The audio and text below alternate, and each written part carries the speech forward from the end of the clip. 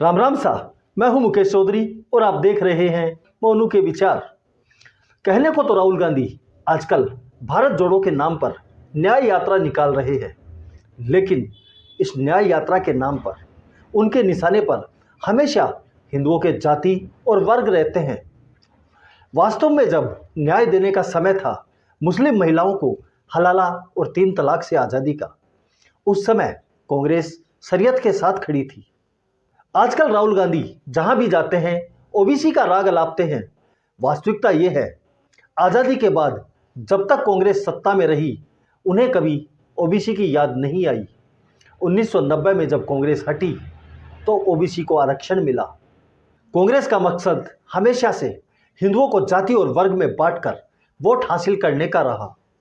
राहुल गांधी आज भी उसी राह पर चल रहे हैं, या कहें कि उससे एक कदम आगे जाकर हिंदू आस्था पर चोट करने से भी परहेज नहीं कर रहे। अब उनके निशाने पर हिंदू आस्था के धार्मिक स्थल भी आ गए हैं। आध्यात्मिक नगरी वाराणसी से यात्रा निकालने के बाद राहुल गांधी अपने अनुभव शेयर करते हुए बताते हैं कि यूपी का भविष्य सड़कों पर दारू पीकर नाच रहा है। राहुल गांधी ऐसे बयान अपनी नासमझी से देते हैं या फिर इसके पीछे कोई सोची समझी प्लानिंग है? एक तरफ वाराणसी जैसी नगरी का चरित्र शराबियों का बताना, दूसरी तरफ उस उत्तर प्रदेश के भविष्य को नशेड़ी बताना जिस उत्तर प्रदेश के शासन और प्रशासन की आज पूरे देश में मिसाल दी जाती है। एक बार आप राहुल गांधी को सुने। वाराणसी में देखा मैंने, रात को बाजा बज रहा है, ठहर जा, बाजा बज रहा है, वहां पे शराब पिए सड़क पे लेटते हुए बाजा बज रहा है। यूपी का भविष्य रात को शराब पिए। हो सकता है राहुल गांधी ने किसी बारात में बाजे की धुन पर नाचते हुए बारातियों को देखा हो। ऐसे दृश्य तो आपको देश में हर जगह मिल जाएंगे, लेकिन क्या कोई इन्हें सीरियस लेता है? लेकिन राहुल गांधी जैसे लोग जिनकी खुद की सोचने समझने की कोई क्षमता नहीं है, सलाहकार जो लिख कर दे देते हैं या बताते हैं शायद वही बोल देते हैं। जिस तरह की भाषा का आज राहुल गांधी खुले मंच से इस्तेमाल कर रहे हैं, कहीं ना कहीं लगता है कि राहुल गांधी वामपंथियों के हाथों की कठपुतली बन चुके हैं। जिस तरह वामपंथी इतिहासकारों ने भारत की संस्कृति का मजाक बनाया, भारत के इतिहास को तोड़ मरोड़ कर दिखाया, वही दृश्य आज राहुल गांधी प्रस्तुत करते हुए दिख जाते हैं। अयोध्या में राम मंदिर बनकर तैयार हो गया। कांग्रेस ने प्राण प्रतिष्ठा के मुहूर्त को ठुकरा दिया था, लेकिन लाखों लोग आज राम मंदिर में जाकर रामलला के दर्शन कर रहे हैं। बावजूद इसके कांग्रेस के राजकुमार राहुल गांधी राम मंदिर को लेकर आज भी दुष्प्रचार से पीछे नहीं हट रहे। राम मंदिर में जाने वाले किसी भी भक्त से जाति और धर्म नहीं पूछा जाता।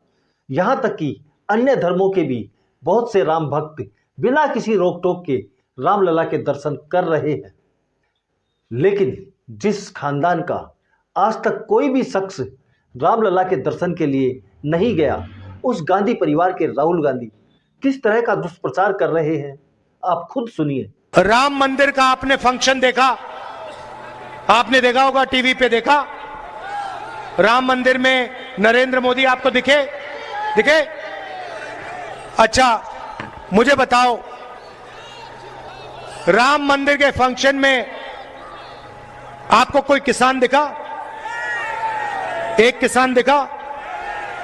एक गरीब व्यक्ति दिखा आपको? अमिताभ बच्चन दिखे? अंबानी और अदानी दिखे? हिंदुस्तान के सब अरबपति दिखे? बीजेपी के 2-3 नेता आपको दिखे? आदिवासी प्रेसिडेंट आपको दिखे वहां पे? राष्ट्रपति के लिए जगह नहीं थी, गरीबों के लिए जगह नहीं थी, मजदूरों के लिए जगह नहीं थी, बेरोजगार युवाओं के लिए जगह नहीं थी। मोदी जी के लिए, अदानी जी के लिए, अंबानी जी के लिए, अरबपतियों के लिए लाल कालीन लगा हुआ था। राहुल गांधी शायद भूल गए, इसी कार्यक्रम में कांग्रेस अध्यक्ष मल्लिकार्जुन खड़गे और उनकी मम्मी सोनिया गांधी को भी बुलाया गया था, लेकिन शायद वोट बैंक की नाराजगी के डर से उन्होंने जाने से परहेज किया। जहां तक राष्ट्रपति जी के जाने की बात है, तो यही कहूंगा कि राहुल गांधी कितनी आसानी से झूठ बोलते हैं। क्या उन्हें पता नहीं है इस कार्यक्रम का राष्ट्रपति जी को निमंत्रण मिला था और उन्होंने पत्र लिखकर अपनी व्यस्तता के चलते कार्यक्रम में जाने में असमर्थता जताई थी और बधाई संदेश जारी किया था। पर राहुल गांधी को तो उनके नाम पर आदिवासी राजनीति करनी है, उनके नाम से हिंदुओं को जाति और वर्गों में बांटने का अपना एजेंडा चलाना है। अन्यथा जब उन्हें चुना गया था तब कांग्रेस कहाँ थी? कांग्रेस को उस दिन आदिवासी महिला नहीं दिखी जो कांग्रेस खुलेआम उनका विरोध कर रही थी।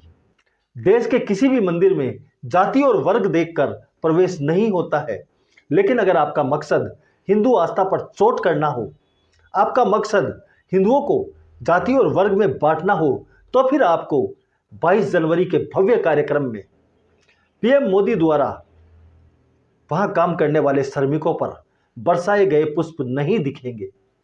आपको वाराणसी की गलियों में हर हर महादेव के नारों के साथ आस्था में डूबा हुआ युवा नहीं दिखेगा, बल्कि आपको शराबियों में यूपी का भविष्य नजर आएगा। बारात में नाचते हुए लोगों को शराबी बताकर आप यूपी के युवा और भविष्य को बदनाम करेंगे। इससे पहले भी आप उत्तर भारत के लोगों की समझ पर सवाल उठा चुके हैं। अतः मेरा मानना तो यह है कि कोई भी राजनीतिक व्यक्ति बार बार ऐसी गलती नहीं कर सकता है। इसके पीछे कोई न कोई सोची समझी चाल हो सकती है। हो सकता है ऐसा करने से किसी और तरफ से उसे लाभ की उम्मीद हो, तभी कोई व्यक्ति बार बार किसी भी जाति, धर्म या क्षेत्र को नीचा दिखाने का प्रयास कर सकता है। इस पर आपकी राय क्या है? कमेंट करके बताएं। वीडियो पसंद आया तो इसे लाइक करें, चैनल को सब्सक्राइब करना न भूलें। धन्यवाद। जय हिंद, जय भारत।